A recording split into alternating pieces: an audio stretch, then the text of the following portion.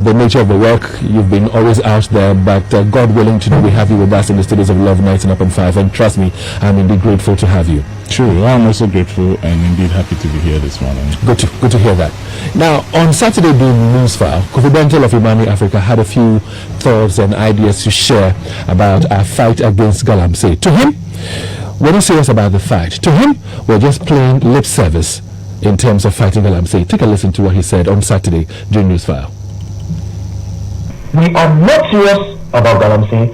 If any leader is serious about Galamsey, nobody will buy drones. Because if you fly with a helicopter, you see what is going on. Every place where Galamsey happens, if in a district, and there's a district chief executive, our information, you can tell us, is that some of the district chief executives are the people renting the equipment and protecting the Galamsey people. And the chiefs will tell you, I've heard some of them say that government hasn't done anything for us, but when they come, they give us money, they take care of us. We've been just playing lip service to this thing. That is Kofi Bentel that says that we're just playing lip service to the fight against Galamsey. And I plead with you, please make time and go onto our Facebook page right now. We're showing that video of work being done by Operation Vanguard, and you get to find out for yourself the devastation that is ongoing. Again, like I said, you heard Kofi Bentel who says that we're just playing lip service to the fight of Galamsey, because when we go onto the ground itself, we have chiefs who themselves are taking money from these people who are engaging in these activities, and the chief's reason for taking money and allowing for Galamsey to go on is the fact that, well, isn't that sad? And so because of that, they take money from people who want to practice or engage in Galamsey. They take the money and allow them to go into our forest reserves and go into our river bodies and mess up the environment. Now, he's not the only one who's concerned who has been speaking, and I'm talking about Kofi Bentel, because the General Secretary of the Small Scale Miners Association himself, that is Gordon Ama, he himself says that, well, he has lost hope. He himself and his team, they have lost hope and faith in the committee tasked to deal with the situation. Take a listen to him as well as to what he had to say. Machines that have been sent to the district assembly, most of them were not sent to the district assembly. There were 3 places that they were sent to. We have a yard in Obuasi, another one in Takwa, and in Accra. We have Operation Vanguard taking those excavators, and then it's sent to the district assembly temporarily. Then Galamsey, they have loaders that transport them from there to Accra. So remember that within the transporting those excavators from the various points, they don't get to their final destination. It gets missing within that. So the issue of not knowing where the excavators are, that's why the concern small scale miners are saying that they know where they are. And it's true. Those excavators, majority of them never find their way to where they are supposed to go to. So that was the voice of the member of the Small Scale Miners Association, Gordon Amada. He's actually the General Secretary, saying that they have lost faith in the committee tasked to deal with the situation in terms of fighting Galamsey. And that is why we have with us in the studios of Love 99.5 the commander for the Operation Vanguard team, Colonel William Ni Norte. Colonel, listening to them, Kofi Bentel, listening to Gordon Ama, what do you make of all that you're saying? Well, let me say good morning to your cherished listeners, and let me also issue 2 disclaimers before we go on. Please do. The first one is that I'm here as the commander of Operation Vanguard, and I speak for myself. I don't represent the armed forces, so views are all mine. The armed forces has a spokesperson who deals with officialdom, but based on my experience in the field, then I can articulate some of these things. The second thing is also that as a serving officer, politics is a taboo subject. So when the questions come in, they are bordering on politics, I will quietly sidestep them. So those are the 2 disclaimers. Now, having said that, I think I've listened to them, and the issues in the fight against Galamsey are huge. They are immense. All of them are coming from different positions. A lot of what they say, it's true. Don't forget that this fight has been on for 2.5 years now, and there have been various stages. So at a stage, machines were going to district chief executives. At a stage, they changed. So we have a very short time, but I invite the media. This fight is very much a media fight. And I think that you people need to get to the ground. Get facts and figures for yourselves, because the time in the studio is too short. So I would say, yes, true, but then there are buts and ifs in the answers they have provided. So what are the buts, what are the ifs? Well, that's what I gave from the beginning, that it's been faced. So, for example, Kofi Bento was saying that it's... Did I hear say it's been fixed? Did I hear say it's been fixed? No. Okay, then please go. I said first. Okay. First, Kofi Bento said that he has lost... Who said he has lost faith? The General Secretary. The General Secretary. Yes. Kofi Bento said it's lip service. Lip service, yeah. I know for a fact that the Commander-in-Chief, who is also the President of the Republic, is serious about this fight. And a lot has been going on. One thing I have seen on the ground, which is an impediment to the operations, is cooperation. There is lack of cooperation on many levels. So let me use an example to demonstrate this lack of cooperation. Let's take an excavator. First, the excavator will come through the port. Then it may end up on maybe the N1 park somewhere. It will cross so many police barriers and be packed in a community where illegal mining is going to take place. Who follows this trail? There are police at the barrier, there are people, there are community people, and then this excavator will end up in a community. This huge machine. So you can see that there are gaps. Then it will enter into a forest. Most of the forest, the people who police the forest are forestry guards. I can tell you that for the 8 months that I've been on the ground, I have got only 3 calls from forestry guards. So they are the first line of defense. The forestry guards? Yes. No, when you say they are the... Let's take a few steps back, because you talk about the fact that the machines get into Ghana through our ports and they go through checkpoints and all that. Now, I'm sure that your task was to prevent further pollution of water bodies and, of course, land degradation. And if that is your task, it should come from all fronts. Now, knowing very well that these machines come into our country, get through our ports, get through our streets, jump over police points and get to the bush, knowing this, what have you been able to do about that? As a task force commander? Yes. Me? Personally? Yes. No, my job is on the ground. No, I understand, but you know where these things are coming from. You know that they contribute to the problem.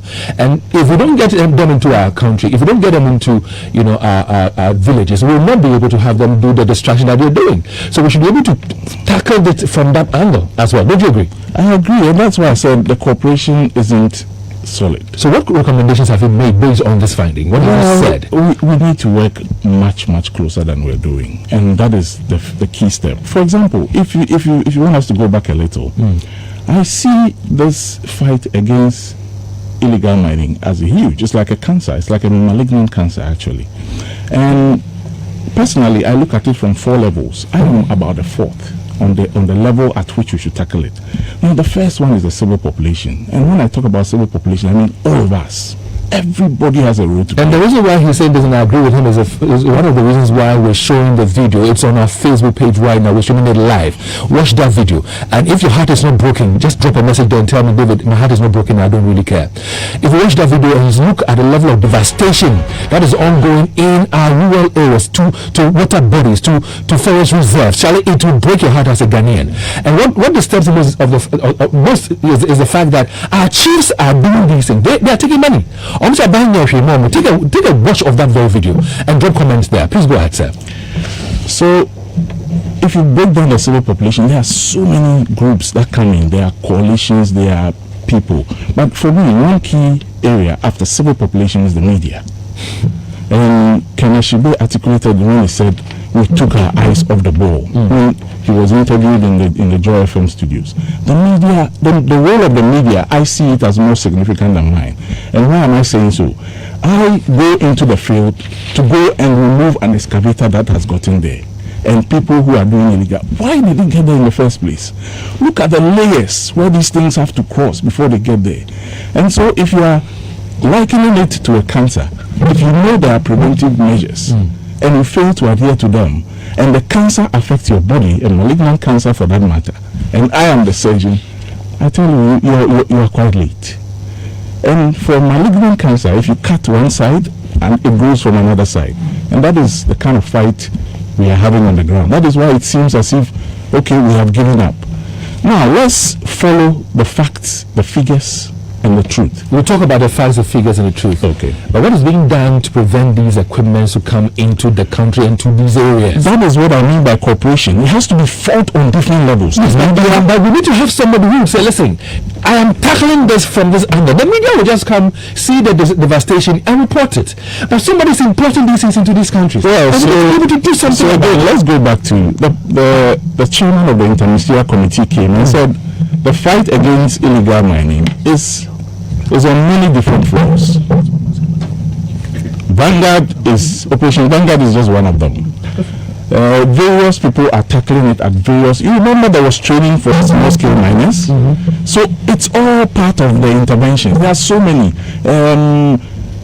The Interministerial Committee came up with Galamstop, which is a monitoring team which are supposed to go to the field and check whether people are doing correct things. So all of us have our different roles.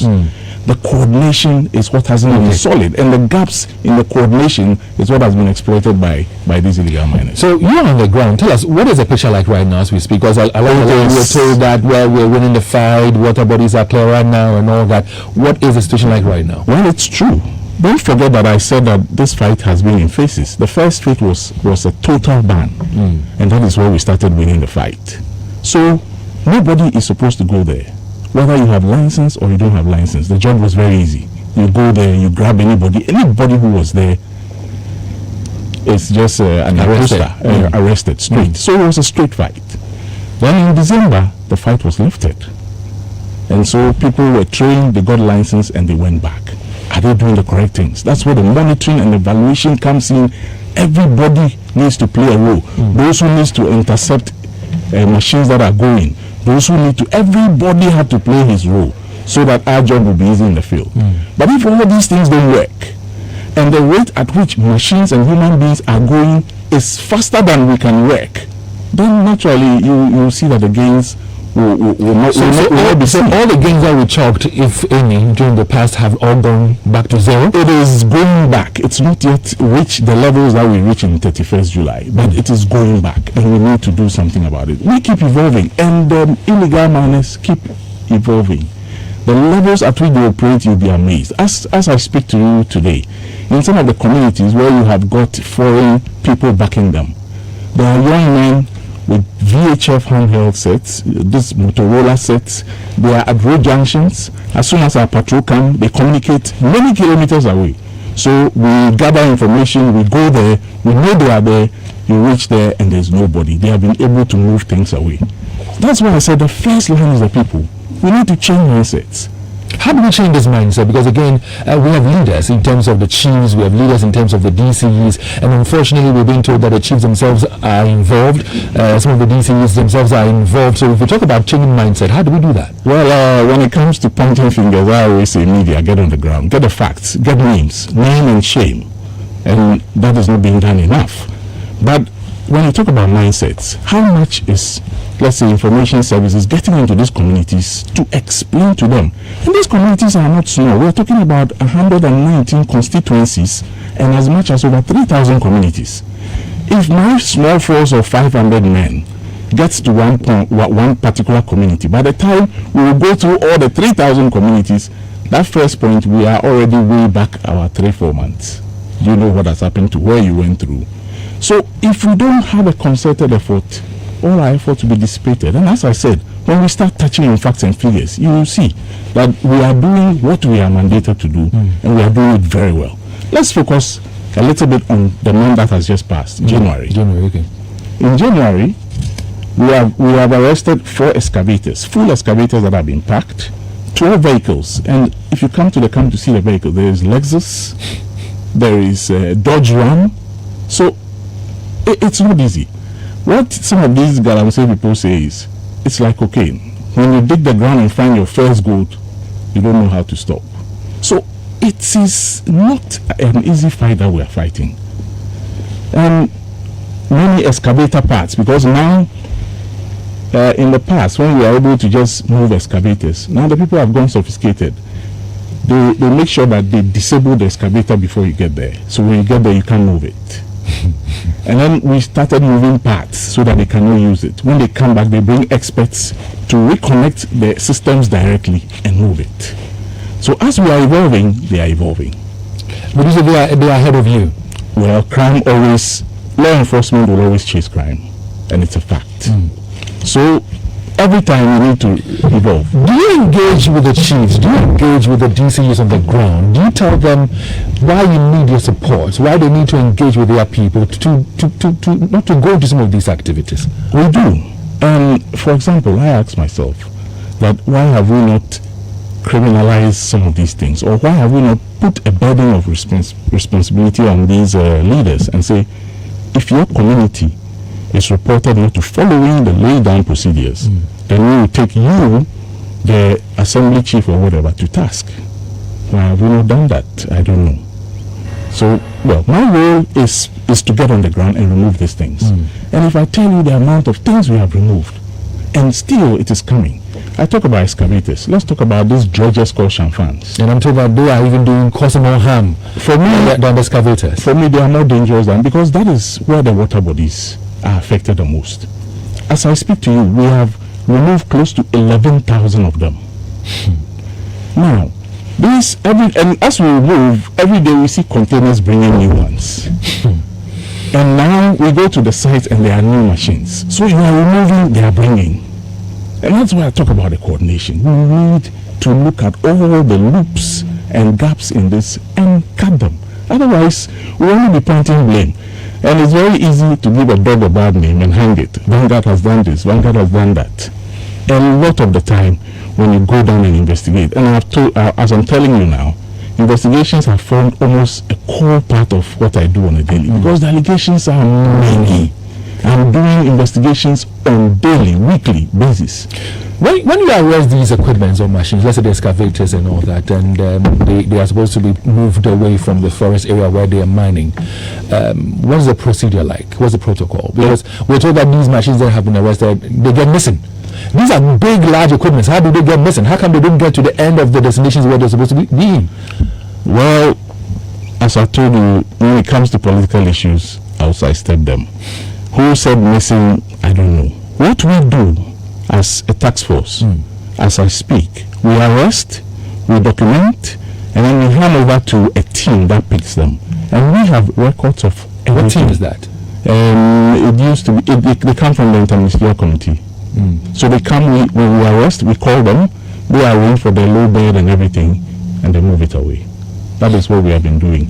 As to what happens after, it's not part of my core job. I focus on getting things out of the field and reducing the significance of this menace, which to me is a malignant cancer. How frustrated are you looking at the fact that you keep arresting both human beings and equipment, and you seize these things, and the next day they're back, they have brand new ones and all that? How frustrated are you in this job you do? It gets frustrating, but in my line of work, you don't give up, and you keep pointing out to what else we can do, and that's what I'm saying. Let's start looking at all the loopholes that are in the strategy. Let's do more coordination. Let's close up the loops, and then we can make sure that this thing will work.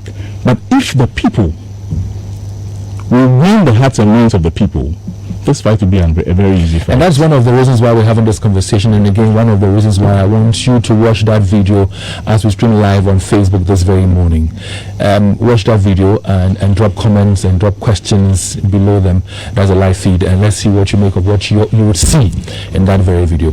Now, we talk about fighting galamsey, which of course is destroying our environment. Our water bodies are getting destroyed, our forest reserves are getting destroyed, and yet it seems as if people who should be in the forefront to ensure that the right things are done, they themselves are not doing what is required of them or expected of them. We're talking about chiefs, we're talking about DCEs, and many other people. Now, you talked about the fact that we should be naming and shaming, and that the journalists ought to be on the ground and do more of this naming and shaming. Now, I'll bring to you a voice shortly. But before I do, what concerns do you have about people? And I know you might say it's not your job, but how do you feel when people are arrested again and prosecution seems not to happen, especially people who are foreigners, and they just back? Because I'm told that you arrest them today, that same day or the next day they're back, doing galamsey. Yeah, so again, as I keep saying, these are my personal views, not the views of the armed forces, and I may be wrong or people may not agree. But to me, the weakest link in this fight has been arrest and prosecution. As we speak today, we are talking about numbers over 2,700 arrested, and only 154, forming about 5%, have been convicted. How do you think we deter people with this? If you come to January, just the month that has passed, we arrested 151 people.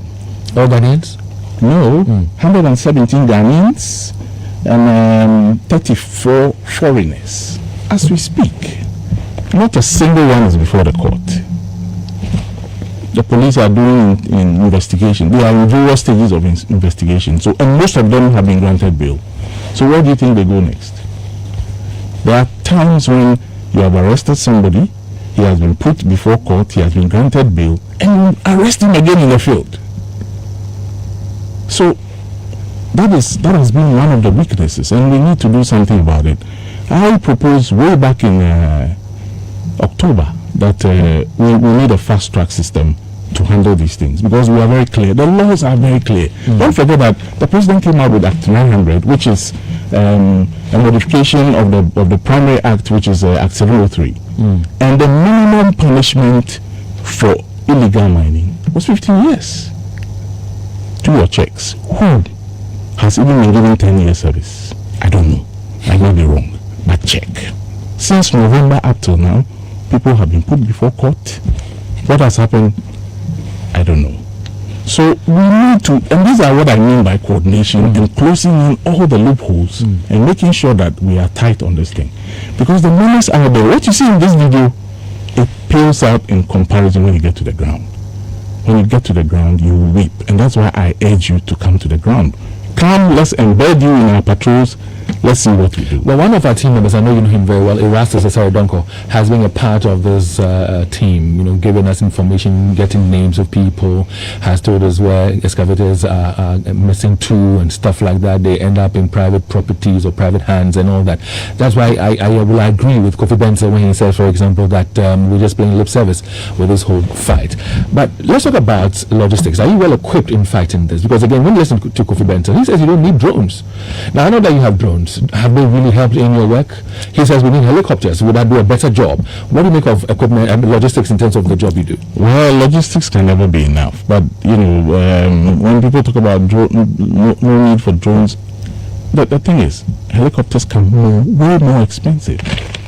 Way expensive. But comparing that to the devastation to the environment, we should be able to have helicopters or choppers do this job for us if we really want to fight this. We're talking about expensive, but the distraction that is ongoing is worse off. Well, I agree, but do you have enough choppers?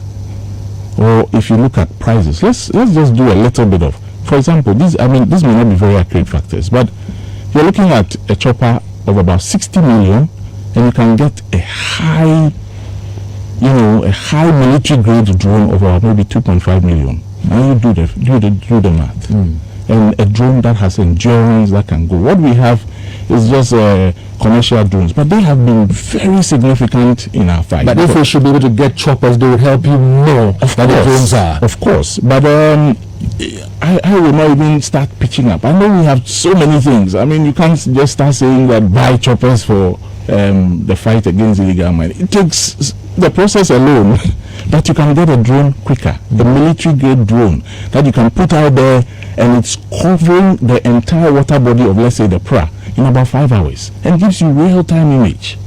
So again, people's know-how and knowledge and everything is different, but this is where I come from. The drones we have, they have been very significant, but they're actually very limited. Battery life 20 minutes. You need to have a line of sight. It's just these commercial phantom drones that you have. But the mere fact that you can take shots from the air, sometimes you'll be at a Galamsey site, arresting people, and then knowing that just 100 meters on the other side of the forest, there is another team. But when you fly the drone, you can easily pick them. So you came here, you knew that there were people here, and then you just get an opportunity target by help of the drone to move to the other side and arrest that second group. Well, we're talking to Colonel William Norty. He is the boss, the commander for Operation Vanguard. They have been tasked to ensure that our environment are kept safer than they are now due to Galamsey operations. And he says that one of his concerns is the fact that, on a daily basis, they arrest people. They arrest equipment. And when they do their arrest, well, their job is done. But the interesting thing is that, well, he hasn't heard of anybody being, prosecuted and sentenced to less than 10 years in prison. And yet, it's sad. I mean, you arrest the people by doing a twinkle of an eye. They're back because they've been given bail. And when you go back into the forest or the bush or where they're doing the galamsey, you find them there again. So I said, and again, I don't know whether you've had time to watch that video on our Facebook page this very morning. It's on LUV 99.5. Check out the video for yourself. Drop comments, drop questions. Tell us how you feel about the environment that is being destroyed by us. Yes, I say us because he says that the civil population, if we buy into this idea of fighting galamsey, that is the first port of call. If we buy into it, then at least some percentage of victory will be chalked. He talked again about the media, and he says oftentimes the media don't get on the ground. But for us multimedia, our team, we have a team that was always on the ground, like Erasmus or Saridonko. But if other media houses would also get onto the ground and do what is required of all of us, we'll be winning the fight. But let's talk about your own men. We told some of the Operation Vanguard people themselves sometimes are compromised, and so they receive bribes and stuff like that. How true is it? And people who are found out, what happens to them? It is a human institution, and I won't sit here and hold brief for them. A few people have been culpable, but we are an armed service, military, police. That's why earlier on I told you that half of my work has been investigating allegations, concerns, and accusations and everything. When we get the information, it is investigated to the letter, and those who are found culpable are always removed.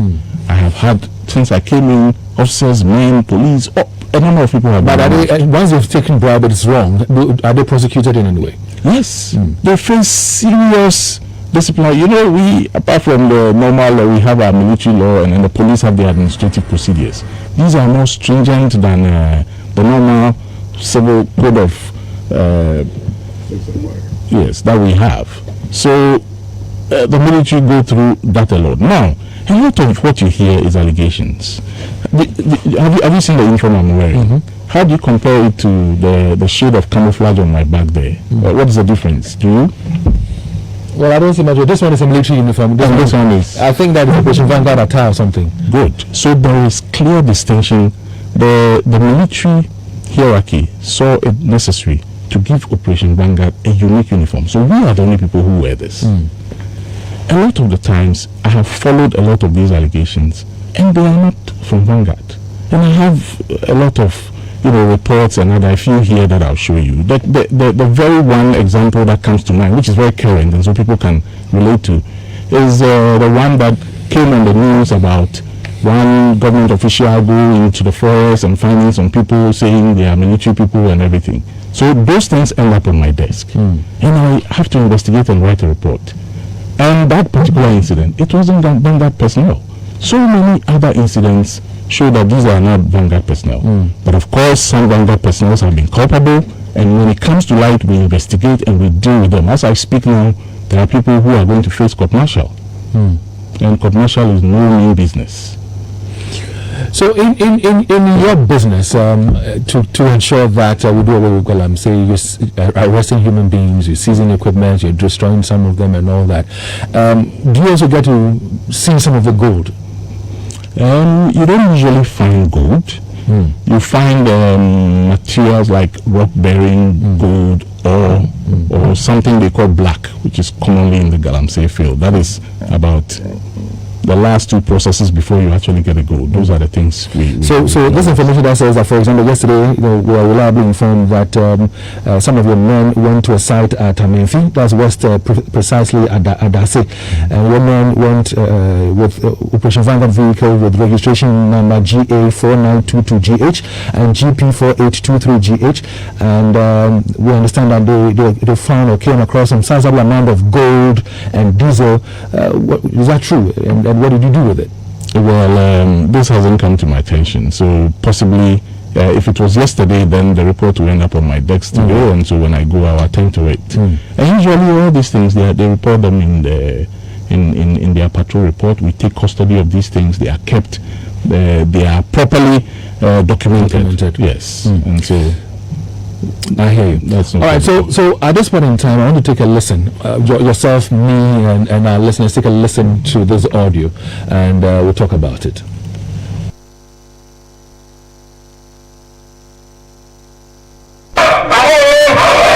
Operation Vanguard. Vanguard. Operation Vanguard.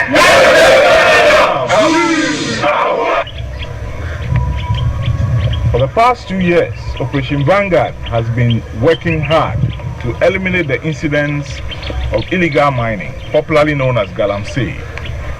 This is destroying our environment and needs to be stopped completely. Several equipment have been either seized or destroyed over the period. Over 2,600 arrests have been made with only 145 convictions. It is about time to start going after the big financiers and the big players that are engaged in this menace, and also to interrupt the importation and distribution of the small dredging machines, popularly known as shamfans.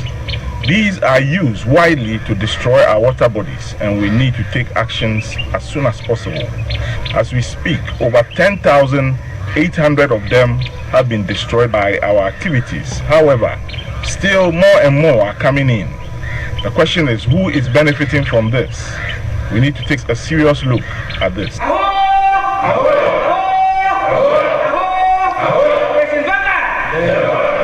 So that insert I just played had your voice in there, right? Correct. And you're talking about the fact that, amongst many other things, you're talking about the fact that we need to find out the big men, the big shots behind this operation, right? Yes. As I told you, I've arrested a Lexus and a Dodge Ram this month, and they are packed in. Those are luxurious vehicles. Yeah, that you have impounded. Yeah, I've impounded these vehicles. Sorry. So do you know who are behind these Galams? The big men behind them. I don't know. I told you that I won't get into controversial and political issues. But the media needs to find out this. Okay, no, but the question asked, do you know? I'm not asking you to tell us who they are, but do you know of them? Well, sometimes they mention names, but of course I haven't investigated to find out whether the people are really involved or not. But that's part of your job is investigations, isn't it? Well, those aspects, which is bigger, we send a report, and it's supposed to my headquarters, and it's supposed to be handed over at other higher avenues, maybe the BNI or whatever. So that's where it goes. It's outside the scope of my work. Would you give us names privately so we do some investigations and bring their names out, because we want us to name and shame? Well, when you come to the field, we'll collect them together. All right. So on that, let me just say that yesterday, for once, a team went into the Huni Valley area. Again, most of our operations are based on information, and so if the people don't bring the information, then we are at a loss. So we got this information and we went, and true to our word, by the time we were getting to the site, the people had wind, so they all ran away. We were able to arrest one, and they were able to convince this arrested person to take them to the site owner's house. And that was the first time we were able to pick someone who's a site owner, and that's the big person, the influential person. I don't know who he is. He has a name, and I want to follow this case and see where it is. Because I've is he a chief or a politician, or what can you tell us about this? I don't know. I just have his name as part of the report. You have his name? He is the one. No, don't let us put names here. You know, you talked about naming and shaming. Well, there are names that can be given out privately if you really need them, but not on air. So we can follow this particular case and see where it ends. Okay, so again we're told, and that came in quite late, I think yesterday or thereabout, where the New Patriotic Party NPP Central Regional Vice Chairman Ko Ewuzi is currently in the grips of the Criminal Investigations Department, that's the CID, and he has to do with some excavators that cannot be found and stuff like that. What would you want to happen in this case?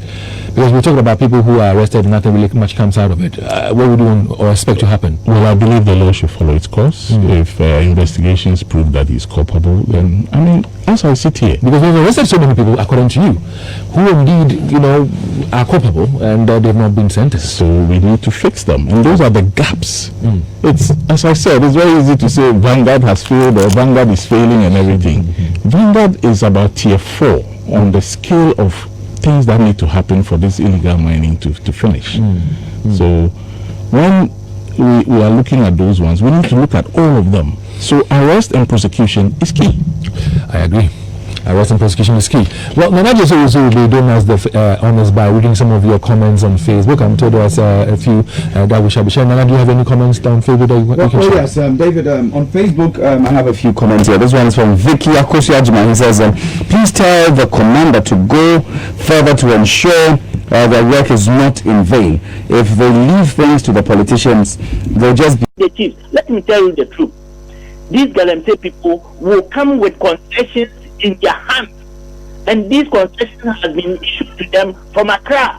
The chief in the community doesn't know anything about it and has no power whatsoever to say, I will allow you to do or I will not allow you to do. I hear you, Kofi. But Dave, don't forget that the farms are owned by individuals. So if the individual I will blame this Galamsey issue we are not able to fight and uproot from our system on the part of our chiefs.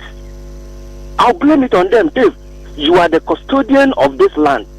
If a chief should issue a threat or a warning, do you think anybody, whoever, a political party or any other person can go to the land and mine? They collect royalties from these Galamseyers, and because of that they cannot fight. The president put his presidency on the line, and the chiefs are not supporting because of the money they be forwarded to the CID or whoever is responsible to get these chiefs arrested. Everybody in this country has at least gotten something from this government. At least there's free senior high school, of which no family or no household can claim that it's not benefited from it. We are crying for roads, and the government has promised Ghanaians that this is the year of roads, meaning that the government is going to go on to construct roads. So, like a caller said, people need water, people need all kinds of stuff, and it's going to be provided by the government. So if you're sitting out there and as a chief claiming that if you receive nothing from government, so you can practice in an illegality, then Mr. David, I think this video should be forwarded to the police or the BNI or whatever. I hear you, Michael. There, thank you very much. And that statement was made by Kofi Bentil of Imani Africa. Sethu, good morning. Good morning. Yes, I blame this issue squarely on the media and Ghanaians at large. When you go to Europe or in the UK, if an immigrant is found culpable of doing illegal things, the first they do is to deport the person or to extradite the person. And a lot of Ghanaians, about 1,700 Ghanaians in the US now, are facing the extradition to Ghana to face the laws in Ghana. You know the popular Kojo Domadu or what they call it from UK. Why did they try him in UK? They say come to Ghana. I stay at Devastation, and some Chinese people were caught mining at a forest area around Mansongpata. We were told that they were arrested, but now they are back. They are at Devastation now. If the people were deported immediately, do you think they would get time to go do it again? I see them people going to town all the time. And when the government deported this woman, they don't know why you deport the woman. And these people, when they are arrested, they grant them bail and they will still doing this kind of activities. So why can't you deport the people? Lose their money, lose their property, and the people become the Ghana's money. Sethu, thank you very much for your contribution. We are grateful. Keep listening to Love 99.5. Ken, good morning. Yeah, good morning, Dave. I hope you're doing well. I'm well, about worried. Yeah, Dave, Mr. Williams is trying to tell you you can't fight a crime from the tip, but rather from the source. But since you're not listening to him, then you see, those who are spending them to arrest this Galamsey menace, they are the very people operating or responsible for the Galamsey. So, David, how can you, come to think of it, I'm rather sending you to do something for me, okay? And then at the end of the day, I am the person in charge of it. So, what will be the positive outcome? David, after what is Ghana? A place full of corruption, and then there's nothing we can do about this Galamsey issue unless God comes. unless God comes in. Well, we should leave God out of this. I love God, I believe in God, but let's do some of these things for our own selves. And like I said yesterday, let's recite the pledge every morning. It will speak volumes to us. Adam, good morning. Good morning, David. I hope all is well. In terms of health, I am okay, but in terms of the environment that is being messed up, I'm worried. Yeah, you will be worried, as I'm worried here. But you know, our leaders, the traditional authorities, the politicians, the radiologists, they are giving us the reason, enough reasons why the youth of Ghana have to stand up and fight for our rights. You see, we have to stand up and fight for it today, because they are showing us vividly that they don't care about us. They don't care about the posterity to come. They don't care about the future. All they care is how they will live their luxurious life now. So the youth of Ghana, what I'm urging you to do is the revolution of the uprising. They have given us enough reason to do. That's how our constitution has to hold. We have to hold. Make them know that that's how our constitution doesn't work for the youth of 21st century. So the youth of Ghana, we will talk and talk and talk and talk. Look at the Achua forest. The chiefs are backing them, that they are not backing the demonstrators. They won't mind the bauxite in the forest. Look at our environment. Wherever you pass, you will cry. Everywhere you go, you will cry. They don't care about us. The uprising, the revolution, we have to find a way to do it for them to know that they can't just put the nation into a wreck for posterity to come. Adam, thank you very much. I appreciate the call. Let me speak to Christoph of Adult Education Patasi Blockhouse. Good morning. Good morning, my brother. I hope you are fine. I'm very well. Thanks for asking. Yes, good show, David Akuetteh. I think the issue of this galamsey has become a social canker as far as the sustenance and human existence is concerned. Somebody said it's difficult unless God comes in, especially when there are no jobs for the youth. And they think that the only way they can make it is to go and dig the ground and spoil our water bodies and get money. They think that they can also do anything, no matter whatever you will say. But we should be thinking about the country, our lifestyle. Okay, a time will come that if care is not taken, we have to be importing water. So I think the individual Ghanaian, the galamsey, should know that you don't raise your parochial interest above the interest of everybody in the country. That is so sad. And for the people who have been tasked, okay, to make sure they prevent people, they stop people, they persecute people, they should be working there. We all know it's difficult. We all know it is complicated. We all know it is a cumbersome task. But yet, we know that is our very survivor. And so everything should be done to stop them. Christoph, thank you. Big hands that are interfering. I know politicians who are even doing it. But the very people who have been asked to go and stop the people, so that the people who have been asked to go and stop, they have been compromised. Christoph, thank you very much. Kalusha, your line dropped and I'm told Kalusha is back on the line. Good morning, Kalusha. Go ahead, please. Good morning, David, and good morning to your guest in the studio. David, my question to him is if he is there. He's a military officer. For them, they are very disciplined. If he knows, the bigness in there, he should please even, tell Ghanaians. David, having said that, please ask him for him. Where did they keep the seized gold? Definitely they are seizing gold, and where that particular gold is taken to, and what has happened to it. Okay. Good morning. Good morning, Kalusha. We can't pick any more calls. Please bear with us, but I'm sure that you have followed the conversation and you're concerned just as we are. Voice notes too, we've played some. I think we can squeeze in one more as we wrap up our conversation. Andrew, please. Good morning, Dave. Thank you for doing a very good job.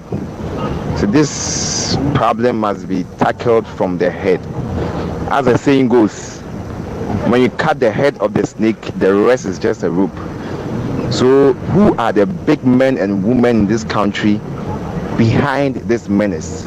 Let's try and fish them out, and the problem will be solved. Thank you. Well, thank you very much as well. All right, so Commander, I'm sure you have heard a few questions. You've jotted them down and you want to respond. We have 2 minutes to wrap up, so please let's speed up. Okay, let's be very quick. Yes, so sir. Comment on the video. This video is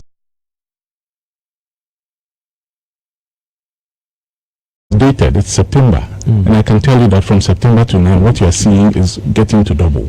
Double? Yes. Because, again, election year has dynamics on Galamsey. From October, November, we started seeing brazenness, threats, people telling you that, look, you can't be doing this next year. So, I attend the security committee of the Chamber of Mines. They are on the ground. They started sounding this warning that, Commander, we want to warn you. Next year, the fight is going to be a shifting side. So when they tell you that, what do you say to them? I tell them that we need to evolve strategies to counter this.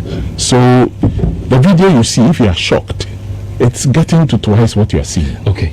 So that is one. Two. The people say when we document everything and we hand over everything. Come to the ground. These days you can requisition for information. So do that and get them. The facts and figures are there. I say follow the facts and figures. Stop the allegation. So somebody is saying big deal, I should name them. They are allegations. Let's investigate. When we investigate, we will come to those names. So if I've heard something in the field, I don't have evidence. I can only say I heard this. And I can't come on air and say I heard about this man. That is wrong. So that is also on the last caller who came. But Vanguard personnel, I have already mentioned that it's a human institution, so we can't be perfect. There are people who have been culpable. We investigate everything. In actual fact, in the papers, I think when I was coming, I heard Chronicle, they are talking about some allegation from the police against another cop, all in Vanguard. It's regrettable and shameful on two levels. One, security people, we don't put these things there because allegations, you investigate and come out. Okay? And then media, when you hear this, because as we sit here, the only thing that binds us together is the ability to work together. If we start fighting each other, it's better we back off. So that publication is trying to set us asunder, trying to put police against. But if it's the truth, the question is, it's an allegation. And as I tell you, it is the truth. As I tell you now, our internal investigations, and he did it. Internal. He's a deputy, huh? Yes, the internal. His name is. Let's mention his name. Boss, what's your name, sir? I'm Jonathan Akuetteh Lamte. Chief Superintendent. Jonathan what? Akuetteh Lamte. Okay, my name is David Akuetteh, so we need to find out whether we are related anyway. Thank you very much for being here. So let him just touch on what I'm talking about. Yeah. I think that there was an allegation against the military officer who is the OC of the FOB Central. Actually, we have gone into we have started. I immediately issued an instruction that the issue should be investigated, and then the crime officer is on it. Then he has given us his initial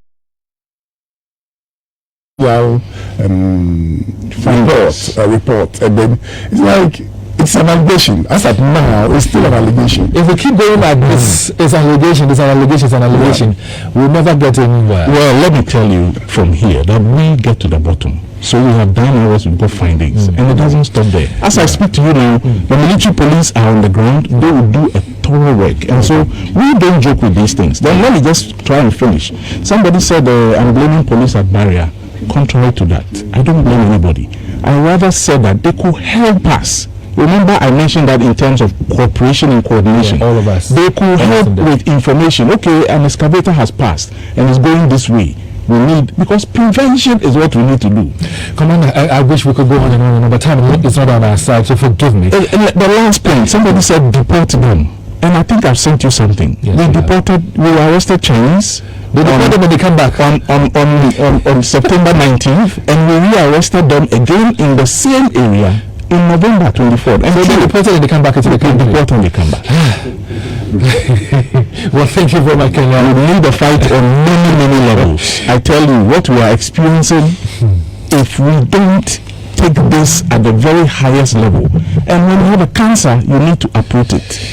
Kenyagote, thank you very much. And of course to you, my namesake Akuetteh, thank you very much. Coming up your way next is some more conversation on this saga on the Airbus issue. You'll be hearing from Suleiman Abrana. He is with Media Foundation for West Africa. Indeed, he's the boss. You'll be hearing from Vitus Azim. He'll be joining the conversation on the phone lines. And of course, we all know that Akuetteh Black was in the studios a while ago. I'm sure he's still going to be there. This is Love 99.5. Stay with us. Don't leave us. We have more for you. This Val's Day, all the love will be at the Watry Park poolside. It is the Love Affair featuring Ken Promise on the 14th of February, 7 p.m. sharp.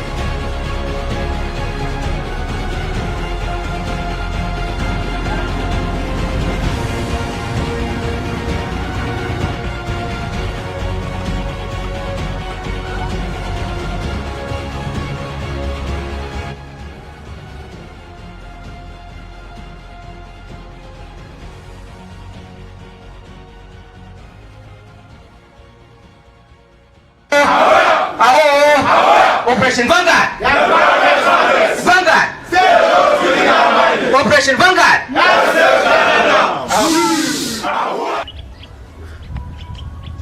For the past 2 years, Operation Vanguard has been working hard to eliminate the incidents of illegal mining, popularly known as galamsey.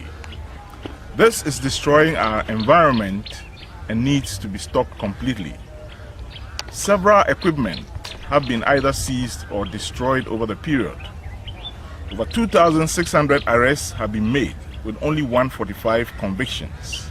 It is about time to start going after the big financiers and the big players that are engaged in this menace, and also to interrupt the importation and distribution of the small dredging machines, popularly known as shamfans.